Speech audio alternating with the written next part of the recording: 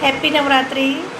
मैं NWM master doctor Sangeeta Pradeep Bhagwat NWM lifestyle improvement centre से आपसे बात करती हूँ। और आज 5वां नवरात्रा है। आज स्कंद माता की पूजा होती है। देखिए, ये समझने वाली बात है कि आज देवी की नहीं, आज जो देवी हैं वो माता रूप में आ गई हैं और आज स्कंद माता की पूजा होती है। स्कंद इनके बालक का नाम है। स्कंद बालक का नाम है और स्कंद का दूसरा नाम है कार्तिकेय। जी हाँ, ये जो बालक है माता पार्वती की गोद में, ये हमारे कार्तिकेय भगवान हैं, तो इसलिए इन्हें स्कंद माता के नाम से जाना जाता है। ये माता वीरता और शौर्य देने वाली हैं। अगर गर्भिणी या गर्भ धारण करने से पहले भी जो विवाह हो गया है या विवाह की योग्य कन्याएं हैं और अपनी संतान को अच्छे चाहती हैं, वीर चाहती हैं, शौर्यवान चाहती हैं या और अच्छी क्वालिटीज़ चाहती हैं, तो वो इन माता का ध्यान पहले से ही करना शुरू कर दें। देखिए, तैयारी तो पहले से ही करनी होती है। ये इसमें ऐसी कोई बात नहीं होती कि जी कन्याएं हैं तो वो पहले से कैसे कर सकती है। नहीं, सब चीज़ की तैयारी पहले से ही होती है और जितनी तैयारी मजबूत होती है उतना ही उसका फल अच्छा होता है। तो ये माता ये काम करती हैं, बच्चों में वीरता और शौर्य को भरती है। वैसे तो और बहुत सारी चीज़ें देती ही हैं सारी माता, लेकिन ये इनकी स्पेशलिटी है। देखिए, इन माता के बारे में, जो ये माता के पुत्र हैं, इनके बारे में बहुत सारी कहानियाँ हैं। एक कहानी यह है कि जब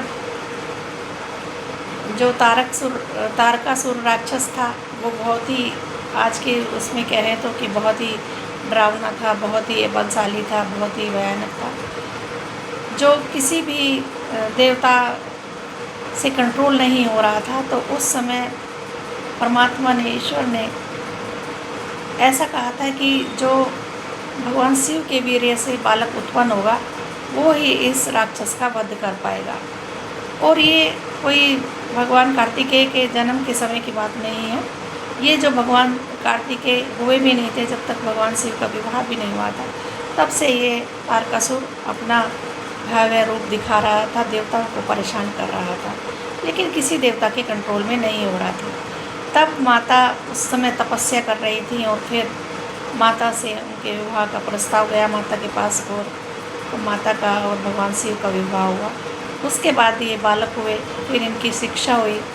और इनकी शिक्षा के बारे में भी कहा जाता है कि जब भगवान शिव के पार्वती माता के पास जो देवियाँ रहती थी उनकी सेवा के लिए, जो भक्त थी या भक्त कहें या सेवा वाली कहें, मतलब जिनकी भी माता के पार्वती के प्रति, भगवान शिव के प्रति श्रद्धा थी, आस्था थी, ऐसी जो कन्याएं या जो माताएं रहती थीं, उनको भगवान कार्तिकेय की पढ़ाई लिखाई की जिम्मेदारी दी गई। उनके रख रखाव की जब जिम्मेदारी दी गई तो वो 5 थीं। तो वो पाँचों को कार्तिकेय भगवान बहुत अधिक प्रिय थे। वो सब चाहती थी कि वो हमेशा उनके साथ रहें, उनके पास रहें, बस वो ही सिखाती रहें जो जो वो उनमें क्वालिटीज़ हैं, क्योंकि उनको अपनी अपनी क्वालिटीज़ भगवान कार्तिकेय को सिखानी थी, अपने अपने गुण देने थे उन्हें।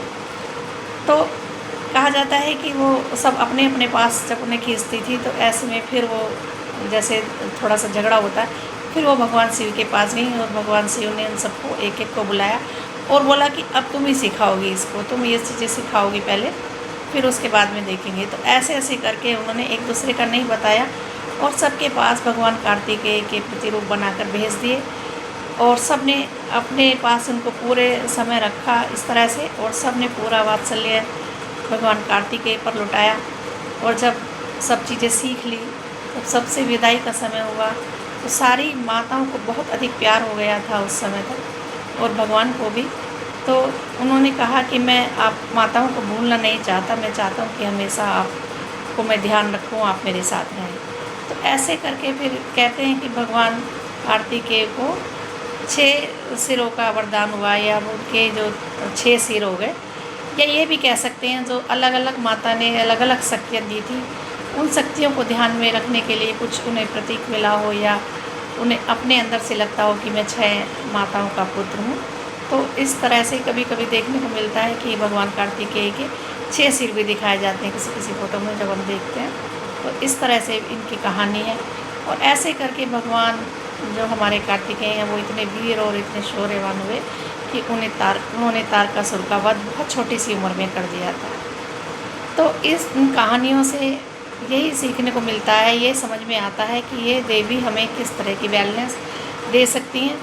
तो इनसे यही समझ में आता है कि जब कन्याएं स्त्री बन जाती हैं, यानी जब विवाह के योग्य हो जाती हैं, जब उनका विवाह हो जाता है, तो उन्हें अपनी पुत्र प्राप्ति के लिए, संतान प्राप्ति के लिए, अच्छी संतान प्राप्ति के लिए, देखिए यूँ तो संतान किसी को भी हो ही जाती है, वो अलग बात है किसी को नहीं हो रहे बेबीज़, नहीं तो सबको हो जाती है। लेकिन अगर कुछ स्पेशल चाहिए तो फिर इन माता की पूजा आराधना करें, इन माता से प्रार्थना करें कि जैसे उनके पुत्र थे शौर्यवान वीर थे, वैसे ही पुत्र हमें चाहिए, और उनसे पूजा अर्चना करें, प्रार्थना करें, तो ज़रूर माता उन पर कृपा बरसाएंगी।